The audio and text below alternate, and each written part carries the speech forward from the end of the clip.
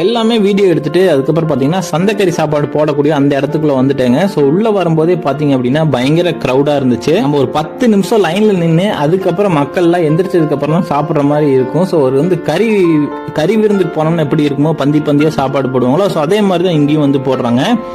So இங்கே வந்து பார்த்தீங்க அப்படின்னா 2 டிஷ் தான் வந்து மெயின் டிஷ்ஷுங்க. ஒன்று வந்து சாப்பாடு, இன்னொன்று வந்து இட்லி. ஸோ அதுக்கு வந்து சைட் டிஷ் பார்த்தீங்கன்னா மட்டன் குழம்பு, தலைக்கறி, ஈரல் குழம்பு, குடல் கறி, கொழுப்பு கறி அப்படின்னு கொடுப்பாங்க. ஸோ இதுக்கு வந்து பார்த்தீங்கன்னா மட்டன் குழம்பு, ரசம், தயிர், ஸோ இதெல்லாம் கொடுப்பாங்க. ஸோ இந்த சைட் டிஷ் மட்டுமே பார்த்தீங்கன்னா தனி அமௌண்ட். எல்லாத்தையும் தாண்டி இந்த கடையில் வந்து எனக்கு ரொம்பவே பிடிச்சது என்ன அப்படின்னு கேட்டிங்கன்னா கரண்டி ஆம்லெட்டு தாங்க.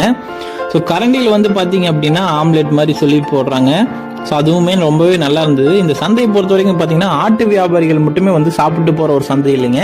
ஸோ இது டேஸ்ட் பயங்கரமாக இருக்குது, ரொம்பவே ஃபேமஸ் ஆயிடுச்சு. அப்படிங்கிறதுனால எங்கெங்கேயோ வந்து இந்த சந்தையில் வந்து சாப்பிட்டு மக்கள் வந்து போகிறாங்க. உங்களுக்கும் வாய்ப்புகள் கிடைச்சி அப்படின்னா திங்கக்கிழமை மட்டுமே நடக்கக்கூடிய